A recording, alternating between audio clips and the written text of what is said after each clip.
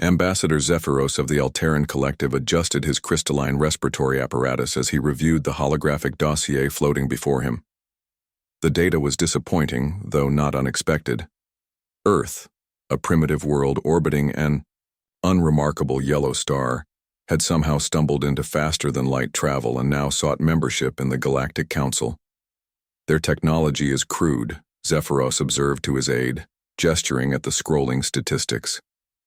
Chemical propulsion for atmospheric flight, nuclear fission for energy generation, and their FTL drive is nothing more than a bastardized copy of our own designs.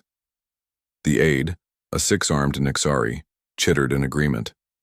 Their military capabilities are laughable, Ambassador. Their largest warships barely qualify as escort frigates by our standards. Across the vast chamber of the Council Nexus, representatives from 47 species had gathered to evaluate humanity's application. The verdict was unanimous. Earth would be classified as a peripheral protection zone, a polite term for too weak to matter but too bothersome to ignore. High Chancellor Vorthak, whose species had ruled the galactic core for millennia, rose from his throne-like hovering platform. His voice resonated through the chamber with the weight of absolute authority. "The humans show promise," he declared, his tone suggesting otherwise, "but they lack the strength to contribute meaningfully to our alliance. They will be granted limited membership, trade rights only, no voting privileges, no access to military-grade technology." The gavel fell. Earth's fate was sealed. Captain Sarah Chen had watched the proceedings from the human delegation's modest viewing platform. Her jaw tightened as the translation matrix delivered the Council's decision. Around her, the other, human representatives shifted uncomfortably in their seats. "Limited membership," muttered Dr. Rodriguez, Earth's chief xenobiologist. "They're treating us like children." Chen remained silent, her mind already racing ahead to the implications. Earth would be locked out of advanced technology transfers, denied access to the Council's military academy, and relegated to the cosmic equivalent of a junior varsity team. But Sarah Chen hadn't earned her captain's bars by accepting defeat gracefully. 6 months later, the first reports began filtering back to the Council Nexus. A hegemony raid on the mining colony of Kepler 442b had been repelled, not by Council forces, which were still 3 days out, but by a small human patrol vessel that happened to be in the system. Ambassador Zephyros dismissed it as a fluke. Surely the raiders had been caught off guard, their ships damaged, their leadership incompetent. Humans couldn't possibly have driven off a proper hegemony assault force.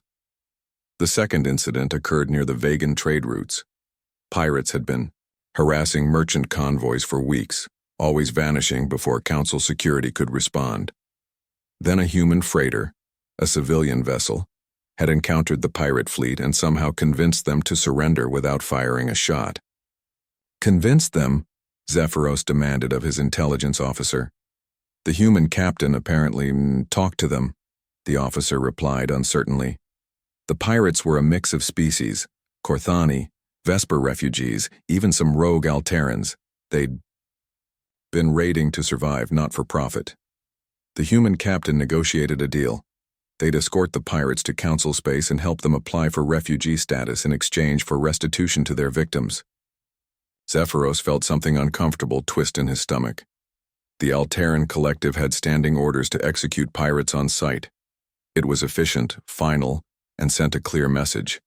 But this human had found a third option, one that seemed to benefit everyone involved. The third incident changed everything. The hegemony had launched a full-scale assault on the Terminus system, a critical junction that controlled access to 3 major trade routes. If Terminus fell, entire sectors of the galaxy would be cut off from Council protection. The Council's response fleet was massive. 200 of their finest warships commanded by Admiral Kethvar, the hero of a dozen campaigns. They arrived to find the battle already over. A single human ship, the destroyer Indomitable, hung in orbit above Terminus Prime, its hull scarred but intact. Around it drifted the wreckage of what had once been a hegemony battle group. 12 heavy cruisers, 18 frigates, and a dreadnought that the Council's best analysts had classified as theoretically indestructible.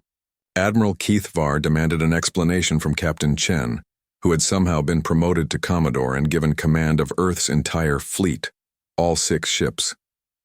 How? Kethvar asked simply.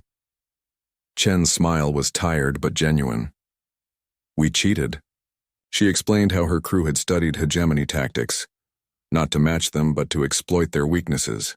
Where the hegemony relied on overwhelming firepower, humans used deception. Where they used brute force, humans applied precision. And where they followed rigid doctrine, humans improvised.